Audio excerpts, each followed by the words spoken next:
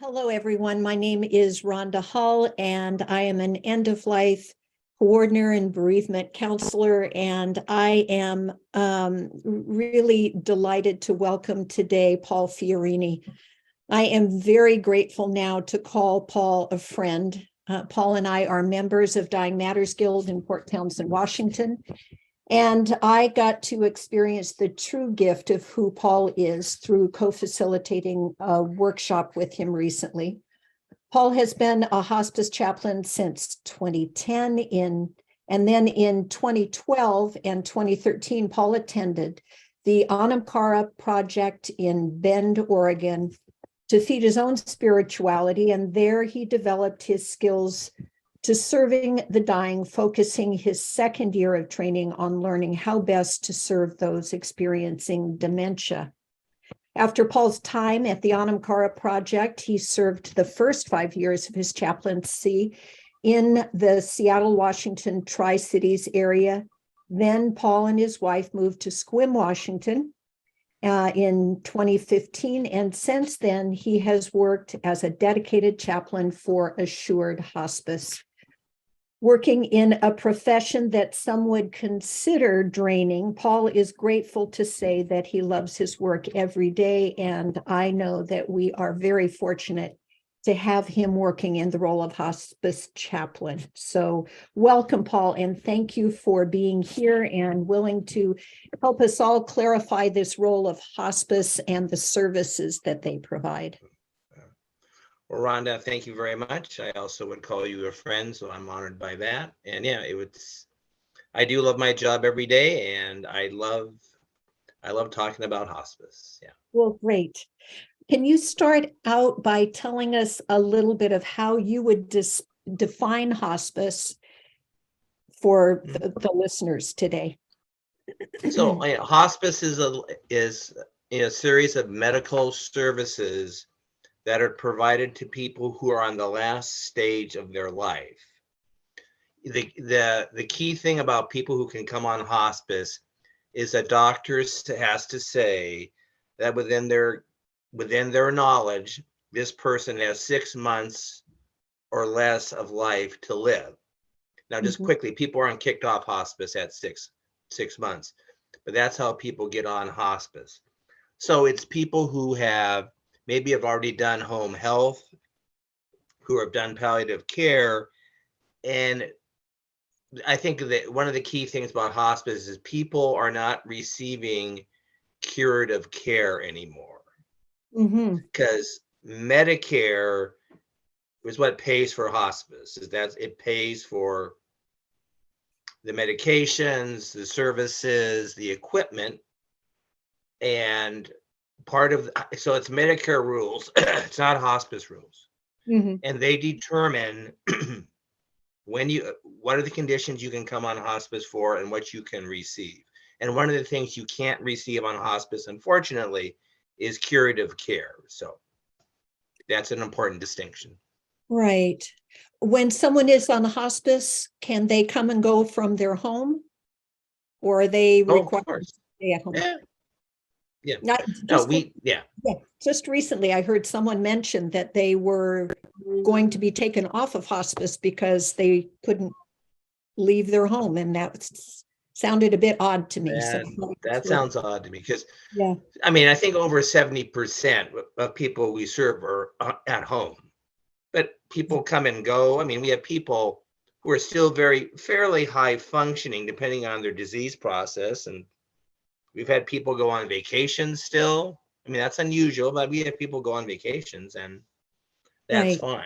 So that sounds unusual to me. Right. So when people qualify for hospice, it's when a doctor determines that they have 6 months or less to live. And how does a doctor determine that? And I know that it's interesting how once people get that label of hospice or terminally ill, that also influences the quality and quantity of their life. So right. So within each disease category, the different cancers, congestive heart failure, different heart issues, Lou Gehrig's disease. I mean, everything that can, that can lead to death, physical death.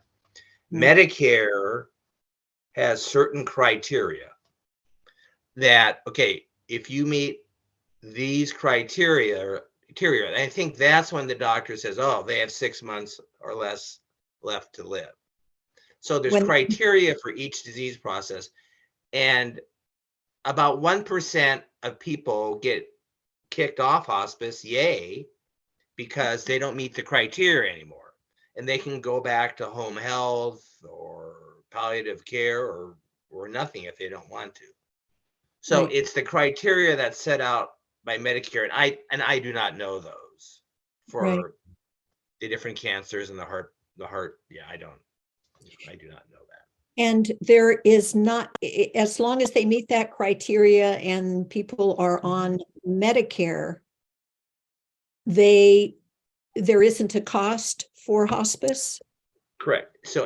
So the one interesting thing there, again, with the medical equipment and the medications, and again, the services, which we can talk about, that's all paid for. If it's a medication that isn't determined to be, what I'm not sure what the word is, needful for that disease process that they're on hospice for, then Medicare would not pay for that. But if it fits within the purview of why the disease process of why they're on hospice, then Medicare pays for it. Does that make sense? Yes. Yeah. And what exactly, what are the common misconceptions? Because I know that I have bumped into, matter of fact, it was at the workshop that we were co-facilitating. Right. That there was the misconception that hospice would come in and handle all of the bedside care. Right. So can you please explain or clarify what the services are? So we don't provide, Medicare can't afford to pay for 24/7 care. So, so in terms of our services that we provide, so there's somebody who does public outreach and is the public face of hospice, out to the community, and particularly the doctor's offices and the hospitals. So that's kind of the first person sometimes people meet. The next person they'll meet, if they qualify for hospice and they want to be on hospice, then the nurse comes first, the registered nurse, their case manager, and she does, the initial assessment.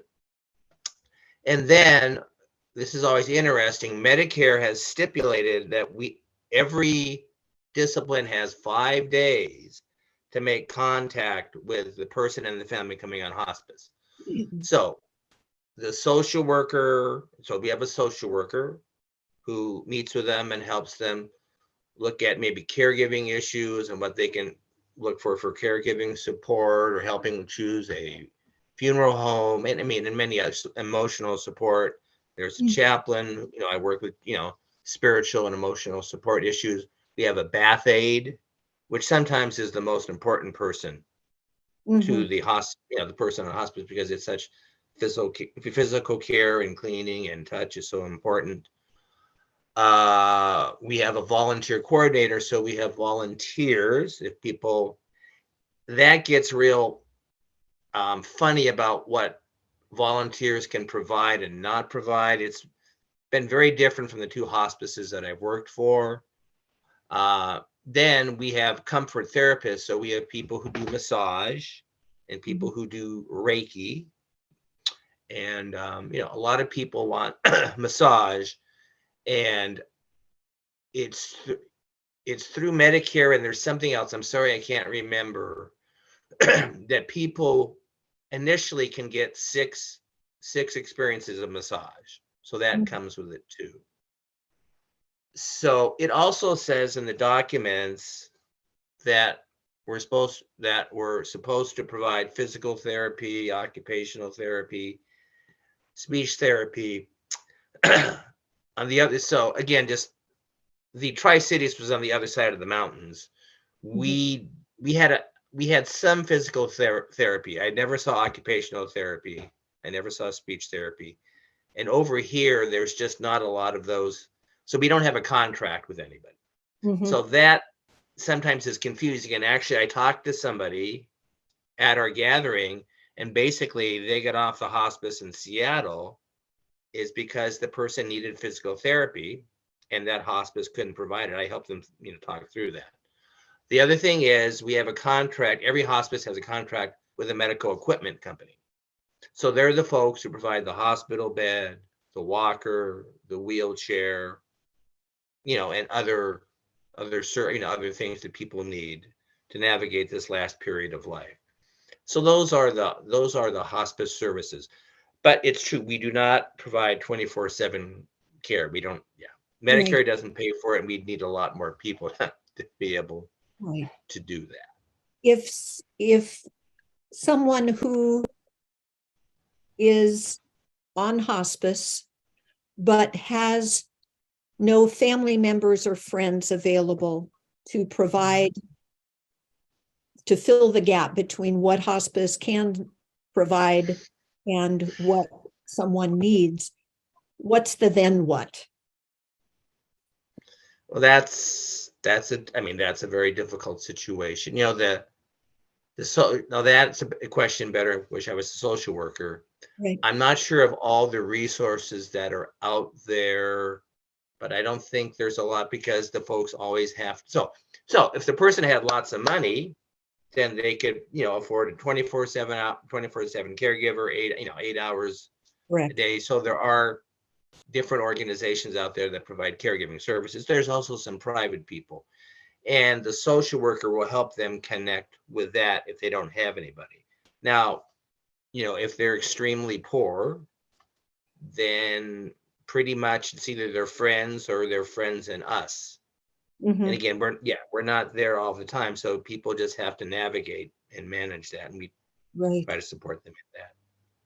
And what does it look like in the way that those services are provided? How often does someone see a representative in some capacity from hospice? Right. So globally, the only thing, and this here, I'm gonna answer your question, but I'm gonna kind of do a dovetail here.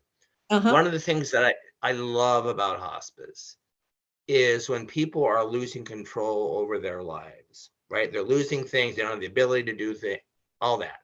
Mhm. What we do is we try to empower them to make choices for their life at this last period of their life. So how that plays out, they can say no to everything except they have to see a nurse once a week. If people are high on hospice and are high functioning, they'll probably they'll see the nurse once a week. Most people see a nurse twice a week. If they're getting closer to death, they're declining 3 times a week. And if they're actively dying, it's every day. A nurse will show up. Mhm. The social worker, I've worked with different social workers. Some social workers try and go once every 2 weeks. Some it's once a month. And part of that is based on level of need. So that changes too. I try to see people as a chaplain once every 2 weeks. Some people want to see me once every week because of what they need and their connection. Bath aides are usually twice. Well, it varies. Twice a week, once a week at least, or twice a week. Mhm. Bath aide shows up. Mhm. Then again, the comfort services, the volunteer, and the massages, that varies a lot. What would you say are the most meaningful insights you have gained in that role of chaplain for hospice? Um, well, again, I'm going to dovetail just before I get into that. One of the common misperceptions about hospice in general, people equate hospice with death. And Mhm. that's why a lot of people wait. A lot of people need, I encourage people to get on hospice sooner Thank you for, because, yeah. so just quickly, from 1998 to 2002, there was a study done on 4,884 human beings, half on hospice, half not on hospice, with the same disease processes, different cancers and heart issues. People on hospice lived anywhere from 19 to 96 days longer. Secondly, they had a higher quality of life in terms of how they evaluated it. And third, the people who survived them had less depression. So one of the things that I try to talk about, evangelize about, is trying to get people on hospice sooner. But part of that is helping people see that hospice is not about death. Yes, It's thank about you. living this last period of life. Now, to your question to me, obviously, the hardest thing is just leaving your loved ones. Nobody, if you have a good family or you have good friends, or however you think about that, and it's a good and loving relationship, people never want to leave. Even the people who, like somebody, today, and great couple, strong Christianity. The guy's really looking forward to seeing Jesus, and it's truly, and it's real. But his wife is already grieving, and she wants him to go. But when you've been married for 40, 50, 60 years and you love each other, that separation is still painful and grieving happens. So, that's a foundational thing. One of the other things that I've really seen over time is the loss of meaning and purpose for human beings. And it doesn't matter if you're male or female, because most of us define our lives by what we do, what our hobbies are, how we serve other people. And when our world gets smaller and smaller and smaller and smaller, most people struggle with that. And that's normal. So that loss of independence, the loss of meaning and purpose, I get so many people saying to me, why am I still here? A lot of people who are Christian will say, like, what's my purpose now? What does God want me to do? And people struggle with that, a lot. Other things, the power of forgiveness and just doing forgiveness, basic forgiveness stuff is really, this is not rocket science. That one, I've just got to see it quite often. That's just so powerful for people. And an aside on that, I love telling these two stories.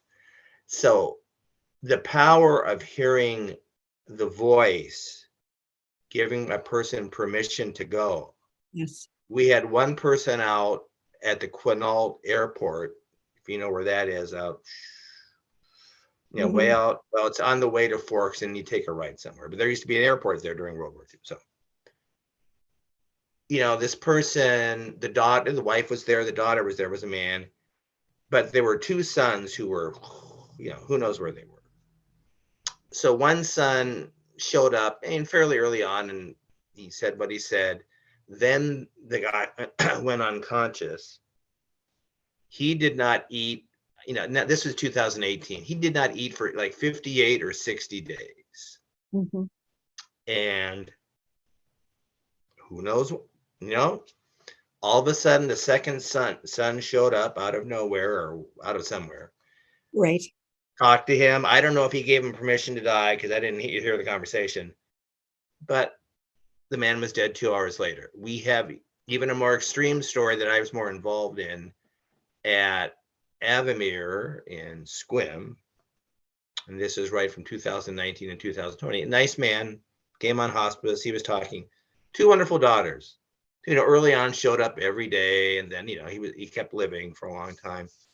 But they would still show up a couple of times a week. This guy went 90 days without eating. And my boss called me in, and I'd already talked to the daughters about, please give him permission to die, because he was already kind of lingering longer than usual. So I show up on a Saturday, and I said, have you guys given him permission to die yet? And one of the daughters said, oh yeah, I went in and talked to him for both me and my sister. And I looked at them, that's not good enough. He needs to hear it from, I'm looking, to the other sisters, that he needs to hear it from your voice. She reluctantly went in, told him, and he was dead within an hour. So the power of, so again, I'm telling you, these are kind of the, woo-woo Right. stories, but it's a reality that some people need to hear the voice to give permission to leave. Yeah. And hearing is the last of the human senses Correct. to go, because hearing doesn't Right. involve a muscle. And Right. so it is powerful, both in a practical as well as a woo-woo way. Right.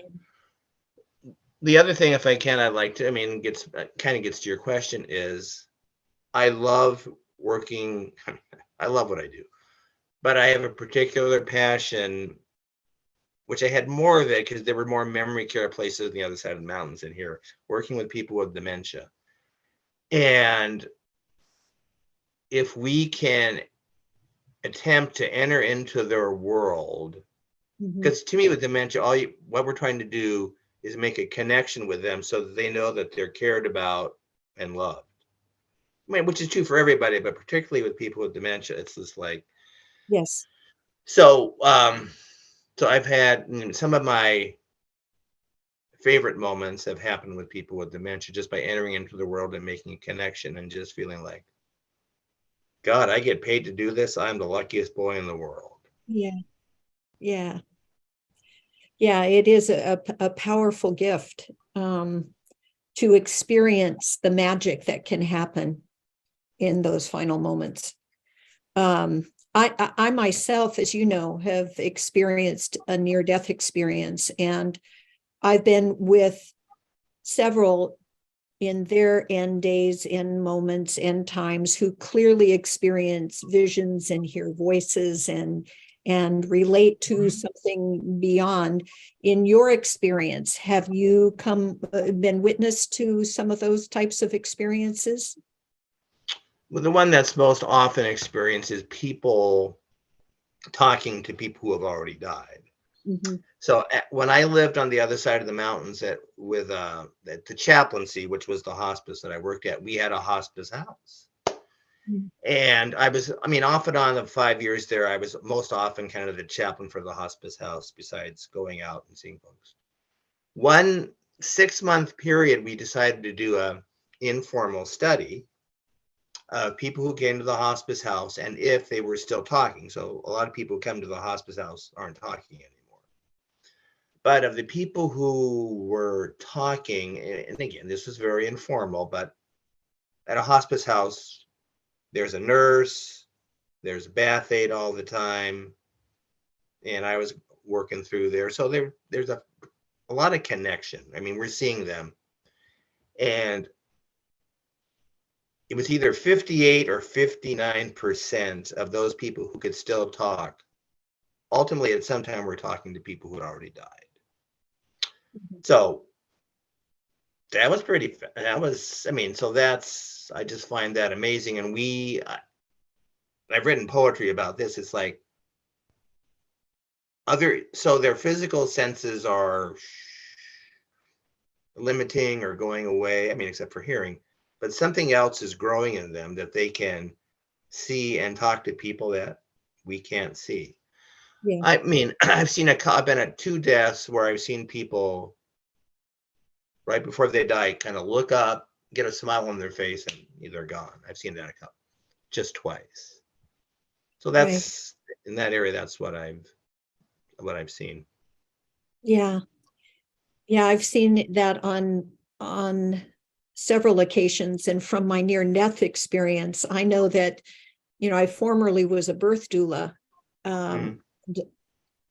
and that same sense of seeing a brand new baby fresh through the veil, whatever it Mhm. Yeah. was on that side, and now they're on this side. And there's something very special about that time, just as there is at the end of life, where it's just a very, the term is the veil is thin. Well, there's Right. something very precious that happens in that moment. And I know from my near-death experience that we experience the five senses that we experience on this side, but we have far more senses that we experience in whatever reality is beyond this. Right.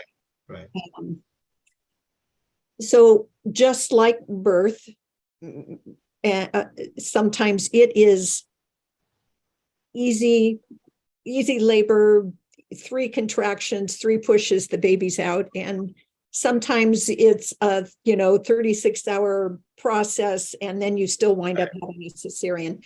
And death is similar to that. Sometimes Sure. death is an easy process, sometimes it's a difficult one. And I have experienced that whether it's easy or hard, it also can be peaceful. And I know that you have talked about the power of peace at the end of life. Can you talk a little bit about what to you defines creating a peaceful passing? And how have you assisted people in finding that? Right. That's a good question. So for a peaceful passing, so again, with the nurse, the social worker, the chaplain, some of it is medication. If we can have people medicated, particularly if they're in, a fair amount of pain, at least on the physical level, that helps them die peacefully, and morphine is what morphine is, and it helps a lot of people die peacefully in pain and with reduced pain or pain-free. So thank hallelujah for that. So, and the other ways I think of supporting both the social worker and I, the chaplain, again, it's about healing relationships. If people want to heal relationships that are broken, a lot of people don't want to do that. That's fine. It's people, kind of what we talked about for our gathering a couple of weeks ago. If people have a sense of meaning and legacy and purpose in their life, and they've lived life in accordance with their values, and they have people or they know they've loved people and people have loved them, they generally die peacefully. For some people, what helps them die peacefully is they have the hope of seeing people in the next life. That gives them peace. And that's even that's helpful for people who haven't had a real good life here for whatever reason. If they have the hope of seeing loved ones, I mean, I have one guy right now who actually lives somewhere in Port Townsend. His focus is he wants to see his mom. That's what he wants to do. So that hope is very powerful for some people. So in terms of a peaceful death, and again, we see periods of, there was this wonderful lady, she's now dead, called Kathleen Dowling Singh. She wrote the book, The Grace of Dying, and then she did another book called The Grace of Aging, which I'm still working through. So there's a thing called terminal anxiety or terminal agitation at the end of life, so you know that. And it's her belief, and nobody can prove this, that for some people, that is like, they are, whether it's the divine interacting with them or it's them, they're letting go of trauma, emotional stuff, maybe spiritual stuff.